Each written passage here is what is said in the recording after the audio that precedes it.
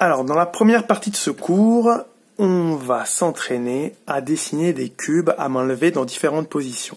On va commencer d'abord par une mise en place plus géométrique. Pour cela, on va tirer une droite qui sera la ligne d'horizon, avec un point de fuite A et un point de fuite B. Et dans cet espace, nous allons dessiner des cubes qui seront des dés. Alors, je vais commencer par mettre un cube entre les deux points de fuite qu'on a ici. Voilà. Alors, je fais l'arête de mon cube, hop, et je vais venir tirer les fuyantes. Voilà, je vais mettre les deux faces du dé, la face 1 ici, et la face du 2 ici. Pour les placer, la première fois, pour vous faire une idée, vous pouvez tirer les diagonales pour le 1 et une diagonale pour le 2. Et je me rends compte que mon 2 est un peu bas. Je vais remonter un petit peu. Voilà, après on n'est pas obligé d'être hyper précis. C'est pour placer les dés et voir les positions qu'ils peuvent prendre dans l'espace. On va faire des dés au-dessus et en dessous à présent. Donc je vais prendre exactement la même taille d'arête que je vais mettre au-dessus et je vais en reconstruire un dé ici. Je ferai la même chose en dessous.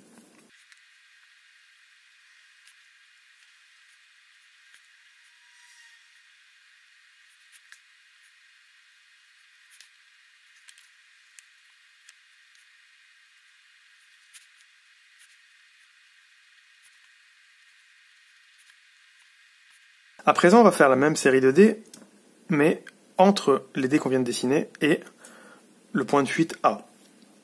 On va voir qu'on va moins voir la face 2 et plus la face 1, pour petit à petit, sur la dernière ligne, se retrouver vraiment avec uniquement la face 1 qu'on verra au niveau du A.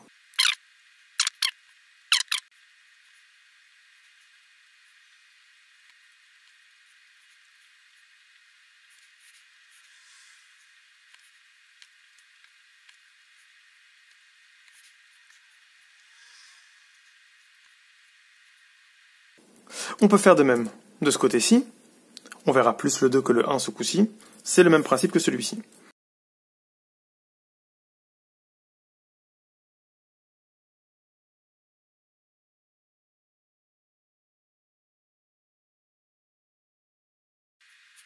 Donc pour finir, on peut mettre une rangée de dés sur le A et une rangée de dés sur le B.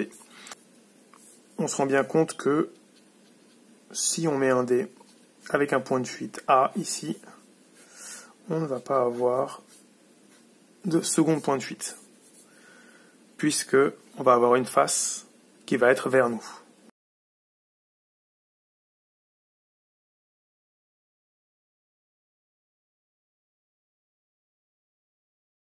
On a donc à présent tout un panel de dés devant nous, dans des positions différentes. On va en choisir un, puis on va le dessiner à main levée. Je vais choisir celui-ci, qui est ici. Alors juste, qu'est-ce qu'on remarque sur ce dé et sur tous les autres? On remarque que les angles vont être de plus en plus forts à mesure qu'on va s'éloigner de la ligne d'horizon. Cet angle-ci est plus léger que celui-ci, qui est plus léger que celui-ci. Voilà. Et la même chose ici. Celui-ci est plus léger que celui-ci, qui est plus léger que celui-ci. Et dans ce cas précis, où on voit le dessous du dé, ici, cette partie justement, le 3, qui est sous le dé, on va remarquer que c'est un trapèze. Je vais mettre en place ce trapèze, donc je mets la partie basse du trapèze, et ensuite, donc, cette fuyante est la fuyante la plus proche de la ligne d'horizon, parce que la ligne d'horizon est plus basse. Donc, cette fuyante que je vais dessiner ici au-dessus va avoir un angle plus fort que celle-ci. De la même façon, celle-ci est plus proche de la ligne d'horizon que celle qu'il va y avoir ici, donc on va avoir un angle qui va être plus fort de ce côté-là. Et donc on se retrouve avec un trapèze de ce type-là. Voilà. Je dessine mes arêtes verticales. Et de la même façon, si je suis le rythme que j'ai ici, je vais me retrouver avec quelque chose qui va être plus fort. Là, je l'ai un peu exagéré. C'est pas grave. ce qui est important, c'est que je suive le rythme de mes fuyantes ici. Et de la même façon, je vais suivre le rythme de mes fuyantes également par ici. Voilà. Je peux en prendre un plus classique vue de face. Pareil, donc alors là, en revanche, je n'ai pas de trapèze. Donc je vais venir juste chercher mes fuyantes ici et dessiner mon cube, mais à main levée. Voilà. Comme j'ai une ligne d'horizon qui devrait passer à peu près par ici, je veille à ce que mes fuyantes ici convergent, en tout cas qu'on ait l'impression qu'elles convergent bien vers un point qui sera sur ma ligne d'horizon. Je peux faire maintenant celui-ci ici. Donc je reviens sur le trapèze comme pour celui-ci. Je fais mes deux fuyantes. Hop. Et je vais venir construire le trapèze avec une fuyante ici qui va être avec un angle un peu plus fort que celle-ci. Et pareil ici avec un angle un peu plus fort que celle-ci. Je mets mes arêtes verticales. Et je viens ensuite fermer mon cube en prenant bien garde à trouver le rythme d'évolution de mes fuyantes. Voilà. Après en avoir fait quelques-uns, je vais venir exagérer la forme. C'est-à-dire que je vais venir l'étirer, l'élargir, pour ne plus être sur un cube, mais sur un parallélépipède rectangle. C'est pas facile à dire. Je vais reprendre celui-ci, par exemple, que j'ai ici. Et ce que je vais faire, c'est que je vais venir donc dessiner le trapèze comme tout à l'heure. Peut-être un peu plus fin. Cette arête un peu plus courte. Et je vais venir donc chercher cette fuyante qui va être... Donc l'angle va être un peu plus fort. Pareil pour celle qui va être ici. Et puis je vais venir le compresser un peu. Voilà, je vais compresser un peu celui-ci. Donc je mets mes lignes verticales, mes arêtes verticales, et j'essaie de trouver un peu le rythme que je vais avoir ici. Hop, qui va se retrouver un peu comme ça, par ici. Et celui-ci, là j'étais un peu fort sur celui-là, mais bon, gardons ce rythme-là.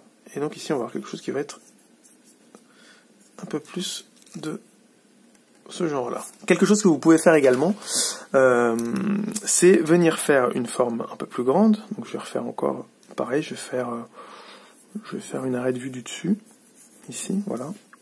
Donc légère, hop. Et je vais venir donc faire un angle qui va être un peu plus... enfin, une fuyante qui va être avec un angle un peu plus fort, et puis ici aussi de la même façon. Hop. Et je vais venir tirer mes lignes verticales. Voilà, je fais un truc un peu plus long. Comme un bâtiment, on va dire. On pourrait imaginer un bâtiment. Et je vais venir fermer cet objet avec une fuyante en bas. Et alors, est-ce que j'ai vraiment une... Ouais, elle est plus légère, on va dire qu'elle est à peu près comme ça. Non, un peu plus. Une fuyante ici. Et ensuite, ce que vous allez faire, c'est que vous allez découper cet objet en tranches horizontales. Pourquoi est-ce qu'on fait cela? Ça va nous permettre de venir trouver le rythme de nos fuyantes au fur et à mesure qu'on va descendre le long de l'objet. Vous voyez, pour partir de cette fuyante ici pour arriver à cette fuyante ici. Et donc trouver les rythmes à peu près d'évolution des fuyantes.